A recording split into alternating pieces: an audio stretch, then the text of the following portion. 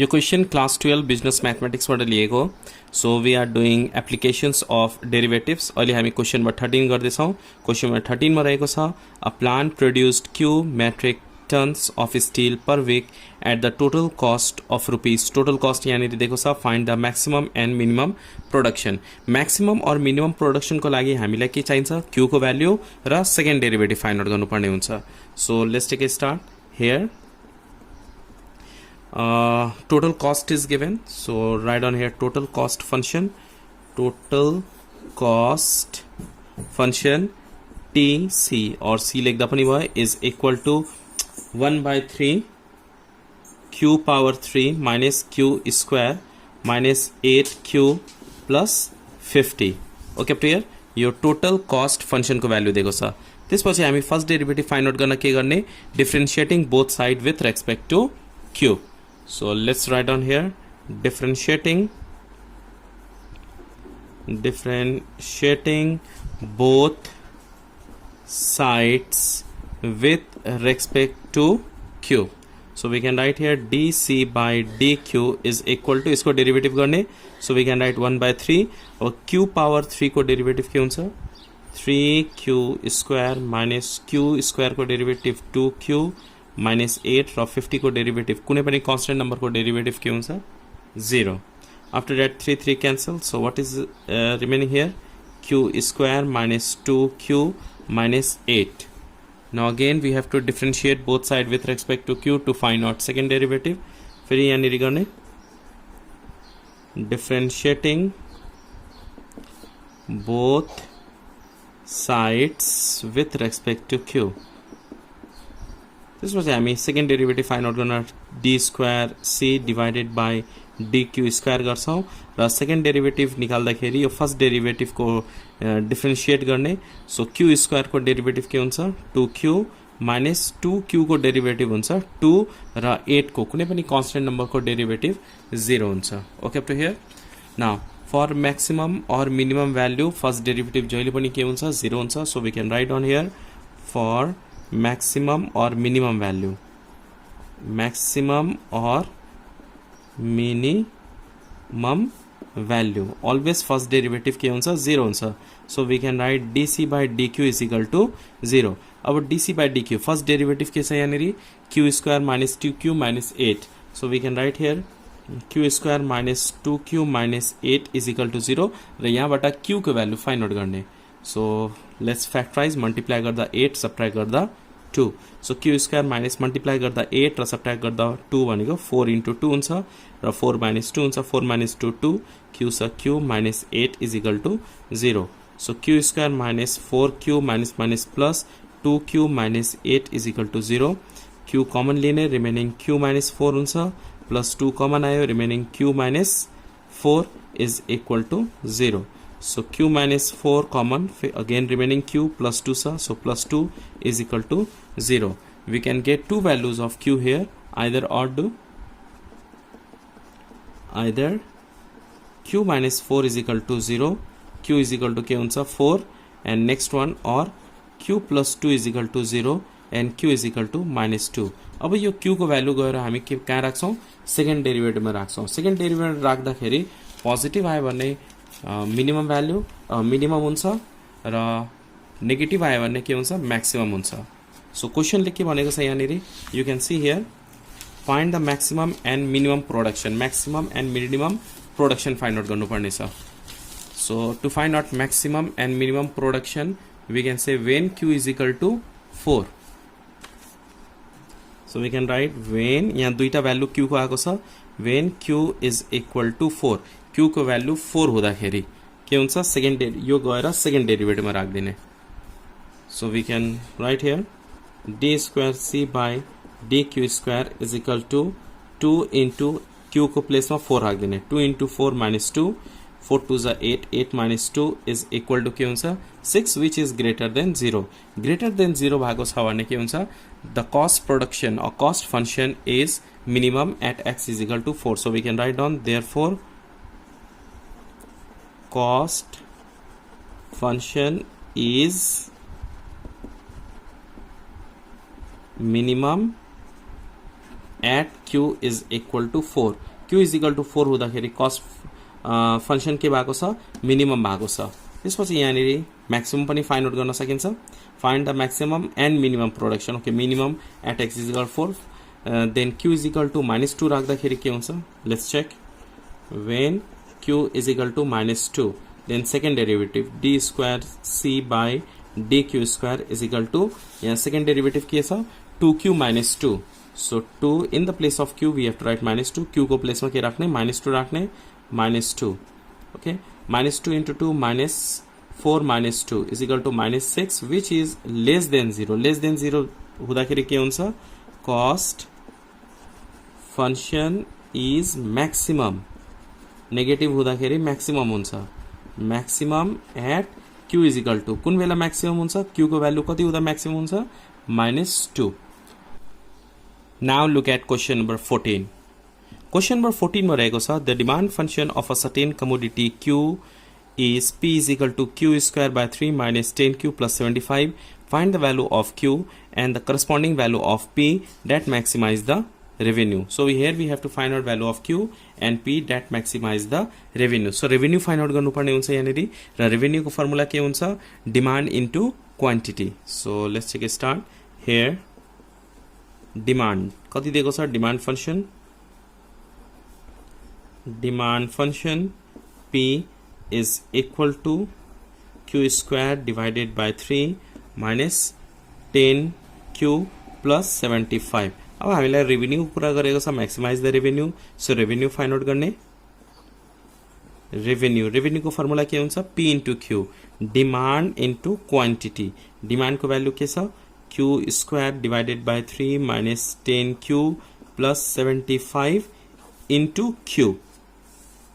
Multiply गर्ने यो दुईटा मल्टिप्लाई गर्ने so we can get here q power 3 divided by 3 minus 10q into q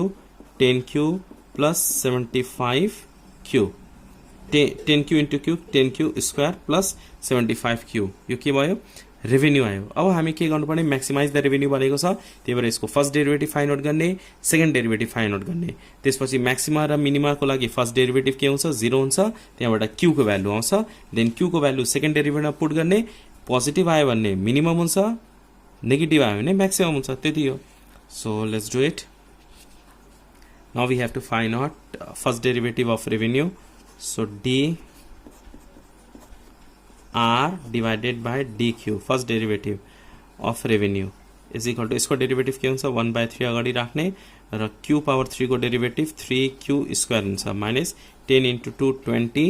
q plus 75 3 and 3 cancel so remaining q square minus 20 q plus 75 okay up to here after that second derivative find out गर्ने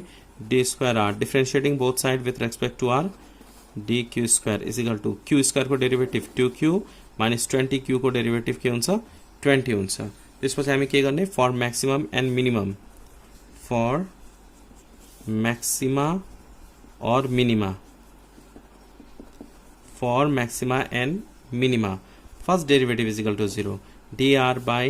dq is equal to 0 so dr by dq कति छ यहाँनेरि q square minus 20q plus 75 is equal to 0 यो factorise गर्दाखेरि you can get q minus 15 q minus 5 is equal to 0 minus 5 minus 15 20 this two multiply minus minus plus 70 15 into 5 75 यो direct नलेख्ने step by step लेख्ने मैले direct लेख्दिएको छु step by step लेख्ने therefore q को value कति हुन्छ q is equal to 15 और 5 यो पनि आइदर और लेखेर लेख्ने एउटा 15 हुन्छ this q minus 15 is equal to 0 so q is equal to 15 आयो और q minus 5 is equal to 0 q is equal to के हुन्छ 5 हुन्छ अब के गर्ने यो q को भ्यालु गएर हामी सेकेन्ड डेरिभेटिभमा राख्छौं कुन भ्यालु राख्दाखेरि म्याक्सिमम और मिनिमम हुन्छ त्यो चेक गर्ने तर क्वेशनले यहाँ के भनेको छ that maximise the revenue maximise भनेको छ यहाँनेरि okay so when q is equal to 5 second derivative के छ d square r by dq square second derivative is equal to value के छ यहाँ 2q minus 20 so 2q को प्लेस में 5 राख्ने minus 20 राख्ने is equal to 10 minus 20 is equal to minus 10 which is less than 0 less than हुँदाखेरि revenue is maximum therefore revenue is maximum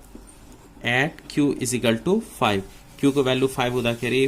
के भएको छ रेभेन्यू म्याक्सिमम भएको छ हामीले यहाँ म्याक्सिमाइज मात्र भनेको छ मिनिमाइज भनेको छैन सो मिनिमाइज नगर्दा पनि भयो ओके क्वेशनले मिनिमाइज भनेको छ भने मिनिमाइज पनि गर्नुपर्छ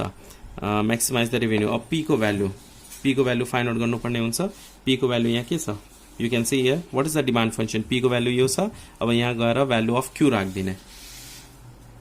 when q is equal to 5 then p is equal to के हुन्छ 1/3 q को प्लेसमा 5 राख्दिने 5 square minus 10 into 5 plus 75 5 square 25 so we can write here 25/3 minus 50 plus 75 then we can write 25/3 यो दुईटा सब्ट्र्याक्ट गर्ने plus 25 एलसीएम लिने 3 25 plus 75 is equal to 100 divided by 3 is your answer if यो positive आएको भए हामी के गर्थ्यौं पोजिटिभ आएको भए मिनिमम हुन्थ्यो र अर्को भ्यालु लिएर फेरि चेक गर्थ्यौं okay A firm estimates that its daily cost function is your cost function दिएको छ and the revenue function is given find the value of x that maximize the daily profit अब profit को लागि हामीले formula use गर्नुपर्ने हुन्छ formula के छ प्रॉफिट को लागि रेभेन्यू माइनस कस्ट यानी रेभेन्यू पनि दिएको छ र कस्ट पनि दिएको छ so let's take a start here total cost function c is equal to x power 3 minus 6x square plus 13x plus 15 after that revenue function यहाँ दिएको छ revenue function r is equal to 28x after that we have to find out profit function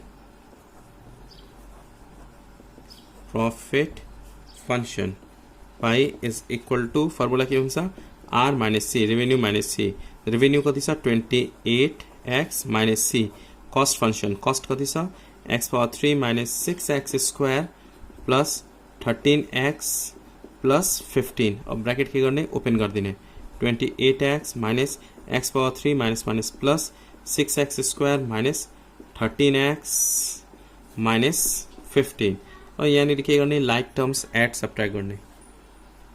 so minus x power 3 6x square so write down here 6x square यो दुईटा के गर्ने plus minus 28 minus 13 plus 15x minus 15 यो चाहिँ के को value भयो profit function को भ्यालु भयो अब यहाँ नि क्वेशन ले के भनेको छ look at here find the value of x that maximize the daily profit हामीलाई प्रॉफिट भनेको थियो प्रॉफिट निकाल्यौं अब यहाँ देखि फर्स्ट डेरिवेटिभ निकाल्ने सेकेन्ड डेरिवेटिभ निकाल्ने x को भ्यालु फाइन्ड आउट गर्ने र म्याक्सिमम मिनिमम फाइन्ड आउट गर्ने okay so first of all we have to write here differentiating both side यो लेख्दा राम्रो हुन्छ differentiating both sides with respect to x so we can write here d pi by dx is equal to अब यहाँ निरी minus x cube को डेरिवेटिभ के हुन्छ माइनस थियो त्यही भएर माइनस x cube को डेरिवेटिभ 3x square plus 6 to the 12x plus 15 okay फेरि यसलाई डिफरेन्शिएट गर्नुपर्छ डिफरेन्शिएटिङ both sides with respect to x फेरि x ले डिफरेन्शिएट गर्ने d square pi by dx square is equal to इसको डेरिवेटिभ के हुन्छ minus 3 into 2 6x plus 12 okay अहिले पनि हामीलाई थाहा छैन यो म्याक्सिमम हुन्छ कि मिनिमम हुन्छ किन भ्यालु अफ x हामीलाई थाहा छैन सो x फाइन्ड आउट गर्ने फर्स्ट फर म्याक्सिमा और मिनिमा फर म्याक्सिमा और minima first derivative is equal to 0 d pi by dx is equal to के हुन्छ 0 हुन्छ ओके अब d pi by dx कति छ यहाँ minus 3x square plus 12x plus 15 is equal to 0 अब यहाँ minus 3 हामी कमन लिन सक्छौं minus 3 कमन लिएपछि x square minus 3 4s are 12x plus आउने minus 3 5s are 15 is equal to 0 minus 3 तल आउँछ 0 by minus 3 means 0 x square minus 4x minus 5 is equal to 0 multiply गर्दा 5 र सबट्र्याक्ट गर्दा 4 5 एन्ड 1 हुन्छ ओके -5 + 1 गर्दाखेरि -4 आउँछ सो त्यही लेख्ने फ्याक्टराइज गरेर लेख्ने डाइरेक्ट लेख्ने होइन म यहाँ डाइरेक्ट लेख्न गइरहेको छु तपाईँ डाइरेक्ट नलेख्नुहोस् बिकज मिस्टेक हुने चान्स धेरै हुन्छ किनभने डाइरेक्ट लेख्दाखेरि मिस्टेक हुने चान्स धेरै हुन्छ मलाई यो डाइरेक्ट लेख्न आउँछ त्यही भएर मैले लेखेको हो तपाईँ स्टेप बाई स्टेप लेख्नु होला स्टेप बाई स्टेप फ्याक्टराइज गरेर लेख्नु होला मल्टिप्लाई गर्दा 5 सबट्र्याक्ट गर्दा 4 भनेको एउटा 1 हुन्छ +1 हुन्छ -5 हुन्छ -5 + 1 गर्दाखेरि -4 भयो -5 × 1 गर्दा -5 भयो ओके सो देयरफोर x को भ्यालु कति आएको छ x = 1 यता जान्छ सो -1 5 यता गएपछि 5 एउटा 1 आउँछ अर्को 5 आउँछ अब कुनमा यो मिनिमम कुनमा म्याक्सिमम हुन्छ यहाँ क्वेशनले के भनेको छ म्याक्सिमाइज भनेको छ म्याक्सिमाइज भनेपछि भ्यालु सेकेन्ड डेरिभेटिभ के आउनु पर्यो मिनिमम आउनु पर्यो नेगेटिभ आउनु पर्यो देन ओन्ली म्याक्सिमम हुन्छ सो पहिला x लिम when x = -1 लिँदाखेरि second derivative d square pi by dx square = के छ यहाँनिर -6x + 12 छ सो -6 × x को प्लेसमा -1 + 12 यो चाहिँ मिनिमम नै आयो किन -1 + 6 + 12 = 18 is greater than 0 भने which is not required so we can write down here so profit is minimum when x = -1 which is not required यो हामीलाई चाहिएको छैन किनभने क्वेशनले म्याक्सिमाइज मात्र भनेको छ सो अगेन when x = 5 लिँदाखेरि के हुन्छ d square pi by dx square = -6 × 5 + 12 second डेरिभेटिभमा राख्ने -30 + 12 = -18 हुन्छ which is less than 0 भएपछि के भयो म्याक्सिमम भयो so we can write here hence the profit is maximum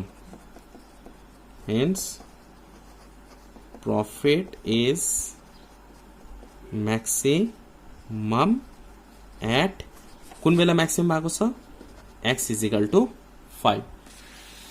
now you can look at question number 16 question number 16 मा क्वेशनले के भनेको छ भने a manufacturer of toothpaste estimate the profit from production x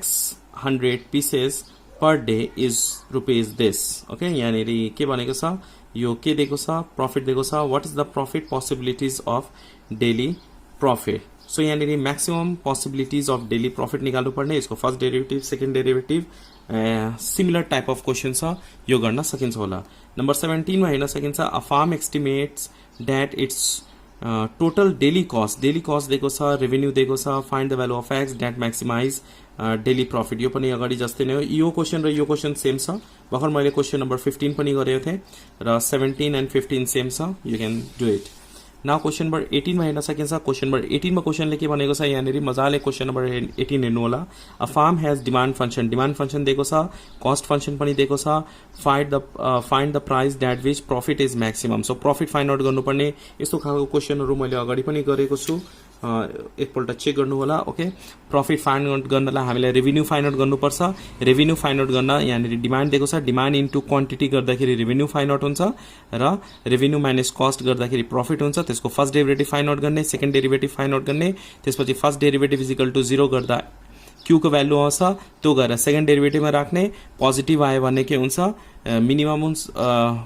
minimum हुन्छ र negative आयो भने maximum हुन्छ यो हामीले यहाँनिर यत्रो गरेको छौं सिमिलर टाइप अफ क्वेशन छ यही क्वेशन हो क्वेशन नम्बर 15 जस्तै यिनीहरु क्वेशन छ त्यसपछि यहाँ पनि म्याक्सिमम प्रॉफिट भनेको छ डिमान्ड फंक्शन दिएको छ कस्ट दिएको छ प्रॉफिट को क्वेशन हो यहाँ पनि क्वेशनहरु हेर्न सकिन्छ so hope you can do it this type of questions यहाँ पनि प्रॉफिट के कुरा गरेको छ यहाँ पनि total profit and total revenue under profit maximization just first derivative second derivative find out गर्ने त्यसपछि q को भ्यालु फाइन्ड आउट गर्ने सेकेन्ड डेरिभेटिभ नेगेटिभ आयो भने म्याक्सिमम हुन्छ पोजिटिभ आयो भने मिनिमम हुन्छ hope you can do this type of question from applications of derivative okay so यहाँनिर टोटल क्वेशन्स 55 वटा छ अराउन्ड 55 वटा क्वेशन्सहरु छ यो मजाले सल्भ गर्नु होला। कुनै क्वेसन आएन भने प्लिज यु क्यान कमेन्ट। कुनै क्वेसन आएन यो 55 वटा क्वेसन्सहरु मध्ये म त्यसलाई सल्भ गर्नेछु। ओके, प्राय क्वेसनहरु सिमिलर टाइपको क्वेसनहरु छ, त्यही भएर म स्किप गरेर अर्को लेसन स्टार्ट गर्न गइरहेछु। यो डिफिनाइट इन्टिग्रल्स एन्ड इट एप्लिकेसन म स्टार्ट गर्न गइरहेछु भोलिदेखि। इफ कुनै क्वेसन्स यो अगाडिको च्याप्टरमा एप्लिकेशन्स अफ डेरिभेटिभमा छ भने प्लिज मलाई कमेन्ट गर्नु होला कुन नम्बर आएन, म त्यसलाई सल्भ गरेर अपलोड गर्नेछु। Thank you so much for watching till last. Video मन पर्यो भने प्लिज लाइक गर्नु होला, न्यू हुनुहुन्छ भने please subscribe and please share with your friends too. And in next episode we are going to do from unit 3 definite integrals and its application.